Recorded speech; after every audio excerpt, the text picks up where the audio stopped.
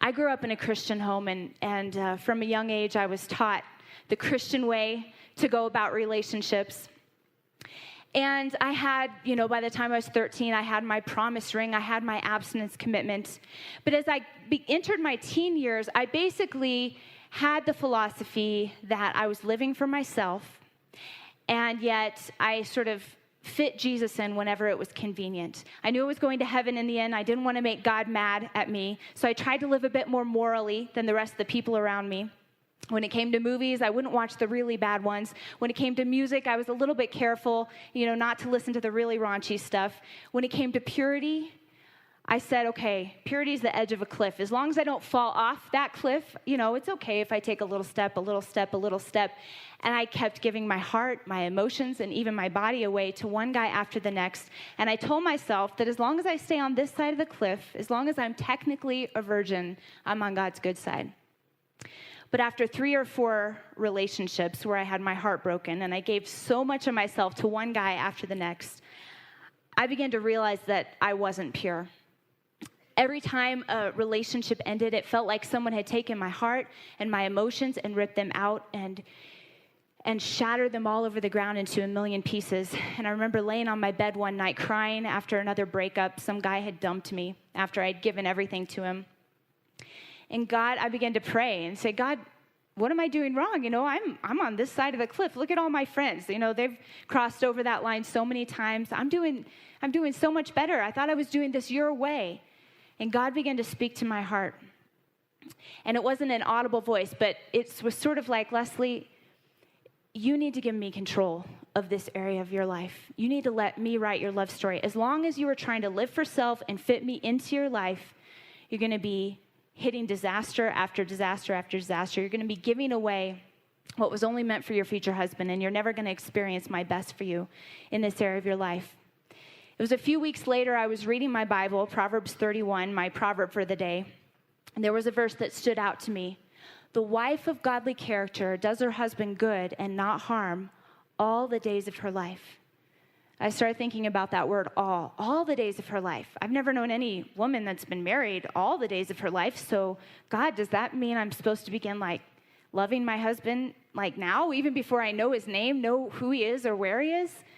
And God really began to convict me and say, that's exactly what it means. That's what real purity is. It's not just keeping yourself on this side of the cliff. It's realizing that your life is not your own. First and foremost, it belongs to me. And second of all, it belongs to your future husband. And every time you give your heart, your emotions, your affections, your physical body, doesn't matter if you've got your technical virginity still, you're giving away a treasure that was only meant for the person that I meant for you to spend the rest of your life with. I began to think, what if 2 people could begin loving each other all the days of their life before they ever even met each other? They could actually be faithful to each other, not just sort of say, well, I'll try to stay on this side of the cliff. I'll try to hang on to that abstinence commitment and barely, and hopefully, my future husband or wife will appreciate that someday. But to literally say, every thought, every action, every attitude, every emotion, the way that I interact with the opposite sex, even in friendships, I want to honor that person in every possible way. That would be the foundation for an incredible love story. And that's what I decided I wanted for my life at the age of 16. It definitely wasn't an easy commitment to make, but I said to God that day, I said, okay, God, the next time I give my heart, my emotions, my physical body, any part of myself to a guy, it will not be until I know it's the husband that you've chosen for me. And even then, it will be in the right time and in the right context, and I won't just be giving all of this stuff away ahead of time.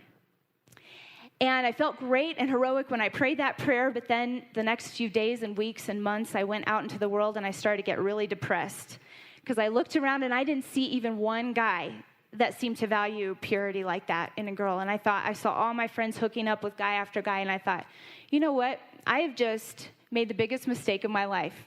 I pictured myself sitting for the rest of my existence in my bedroom in wearing this long gray tent-like dress. I don't know why I pictured the dress. That just went with the image. And I would just be sitting there rocking my life away in a rocking chair, staring out the window, drool coming down my mouth. I don't know why the drool either, but this was what I pictured. And maybe I'd get married when I was in my 80s to some guy I didn't even like. That was God's version of a love story. But I found out that God is a much better author of romance than I ever could be. And as I was setting my life aside and attempting to live in true purity and honoring my future husband, somewhere else in the world was this man named Eric Ludy. I hadn't met him yet. I didn't know where he was or what he was doing, but he had made a very similar commitment. He made a lot of mistakes in relationships. He'd given his heart and done a lot of things that he regretted in that area of his life. But then God began to speak to him about his future wife and what true purity was. And he was beginning to live for me and set his life aside for me and honor me with the way that he interacted with the opposite sex. And you know what he even did for me? He prayed for me every night for his future wife out there. And he even wrote me love letters and love poems. And you may not be able to tell from his fiery presentation that you're seeing tonight, but Eric is a hopeless, incurable romantic. And he cries in Disney movies, and Anne of Green Gables and things like that. And it's very sweet. But he would write love letters to his future wife. And on our honeymoon, he gave me an entire notebook full of these letters that he had written to me years before we ever even met.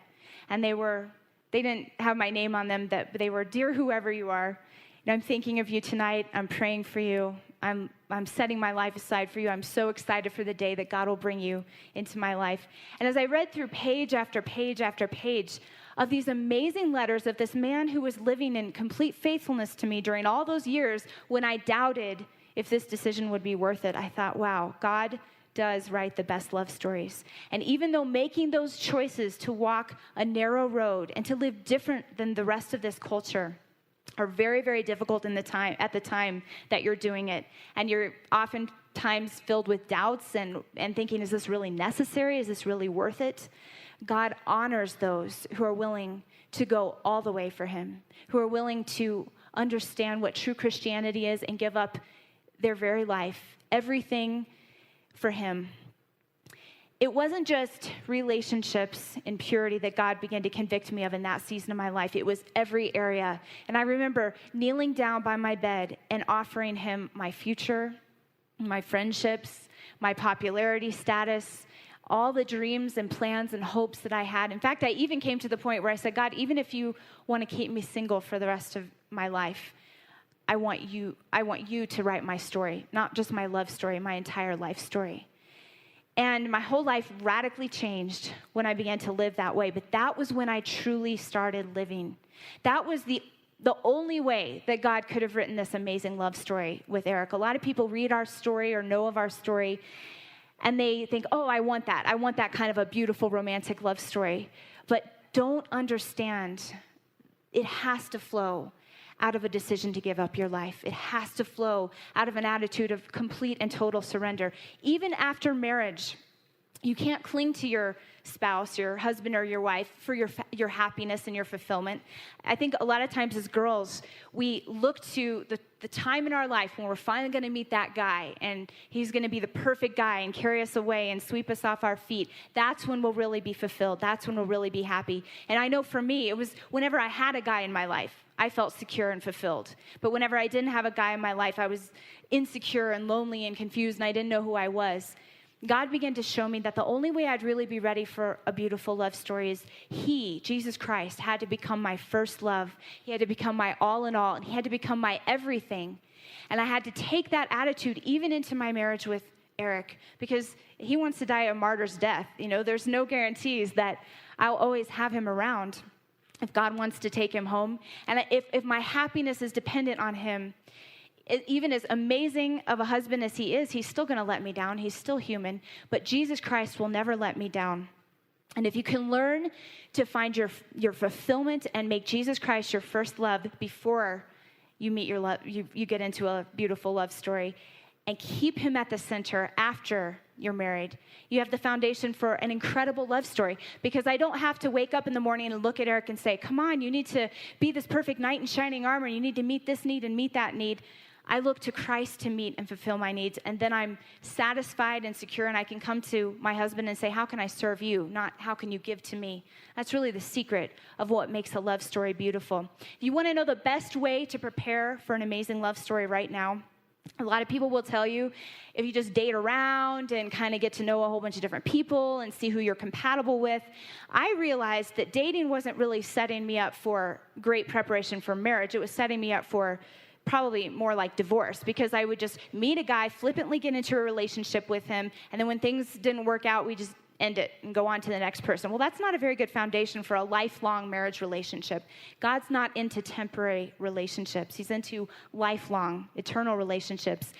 And I realized that the best way to prepare for a God-written love story was to fall in love with Jesus Christ, to build my life around him, to make him the center of my existence. And my love story with Eric was the outflow of that decision. Instead of just trying to fit Jesus Christ into my life and live a little bit more moral existence than everyone around me, I began to build my entire life around him. And my life radically changed. But like I said, that was when I truly discovered fulfillment, joy, peace. That decision that I made to make him my everything, make him my all in all, and give up my own selfish pursuits and selfish pleasures was when I truly started living the gospel life.